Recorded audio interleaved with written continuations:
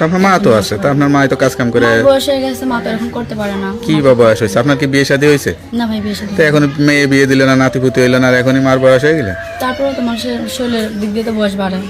কেমনে পারে? দর্শক আসসালামু আলাইকুম, দেশ ও প্রবাসে যে যেখানে আছেন আপনাদের প্রত্যেককে শুভেচ্ছা জানাচ্ছে। আজকে নতুন একটি প্রতিবেদন দেখতেই পাচ্ছেন আমার সামনে একটি আপু আসছে। আসলে আপুর জীবনে কি হয়েছে বা কি বলতে চাই চলুন কথা বলে জানার চেষ্টা করি। আপু আসসালামু আলাইকুম। ওয়ালাইকুম আসসালাম। আপু আপনার নাম কি? সুমাইয়া। সুমাইয়া আপু, কেমন আছেন আপনি? ভালো আছে ভাই, কোনো মতে? কোনো মতো ভালো আছেন? পুরোপুরি ভালো নাই? না, কেন পুরোপুরি ভালো নাই? পুরোপুরি ভালো নাই। এখন কাজ করে খাই ঠিক মতো, মনে করেন সংসারে কষ্ট আল্লাহ। করে মনের মতো মানুষ নেই একজন। আপনার মতো এরকম সুন্দরী মেয়ে তো লেখাপড়া করার কথা, আপনি অবশ্য কি কাজ করেন? এখন আমি বাসা বাড়ি কাজ করি। বাসা বাড়িতে কাজ করেন? সত্যি বলতেছেন? কেন বাসা বাড়িতে কাজ করতে হয় কেন? এখন বাবা নাই, মা আছে, ছোট একটা ভাই আছে, ভাইটাকে একটু পড়াশোনা করাই। অনেক কষ্ট করে পড়াশোনা করি, নিজে পড়াশোনা করি না, কিন্তু ভাইটাকে তো করাইতে হবে। আপনার মা তো আছে, তো আপনার মা তো কাজ কাম করে মার বয়স হয়ে গেছে, মা তো এখন করতে পারে না। কি বা বয়স হয়েছে? আপনার কি বিয়ে শাদী হয়েছে? না ভাই, বিয়ে শাদী তো এখন মেয়ে বিয়ে দিল না, নাতিপুতি হইল না, আর এখনই মার বয়স হয়ে গেলে তারপরে তো মানুষের শরীরের দিক দিয়ে তো বয়স বাড়ে। কেমনে পারে তা তো বুঝি না। মানুষের শরীর সুস্থ তার আর জন্য কাজ নাতির করতে নাতির পারে বিয়ে না। হয়ে যায়, নাতির নাতি দেখে, তাও তো মানুষ কাজ করে খাতে পারে। আর আপনার মতো এরকম একটা ইয়াং মেয়েকে কাজে পাঠাইছে, আপনার মা কি এটা ভালো কাজ করছে? মা তার চায় না যে নিজের মেয়ে কাজ কাম করুক, এর জন্য যে সে অসুস্থ, এর জন্য আমি কাজ কাম করি। তো বাবার সাথে কি হয়েছিল যে বাবা ছেড়ে চলে গেছে? বাবা এখন ছেড়ে চলে গেছে, এটা তো বলতে পারবো না, তার সে বিয়ে করে চলে গেছে, এটাই জানি।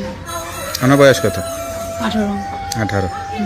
তো এখন প্রতিবেদনে আসছেন কি সহযোগিতার জন্য নাকি এটা জীবন সঙ্গীর জন্য? জীবন সঙ্গীর জন্য আসছি। জীবন সঙ্গী থাকবে, পাশে থাকবে সারা জীবন, সহযোগিতা করবে। জীবনে কি ইচ্ছা ছিল আর কি হয়েছে?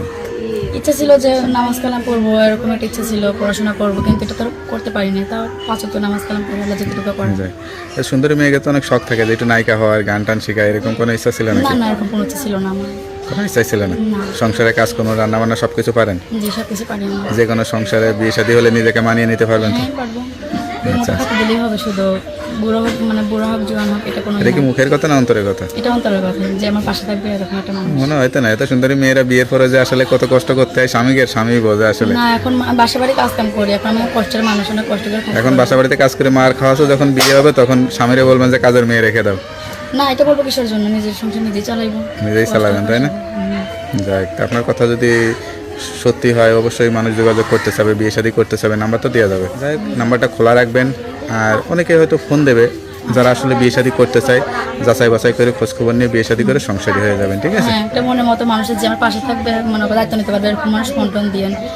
ভালো কথা বলার জন্য, খারাপ কথা বলার জন্য কেউ ফোন দিয়েন না। আচ্ছা, গান টান গাইতে পারেন নাকি? না ভাই, এগুলো আমি করি না।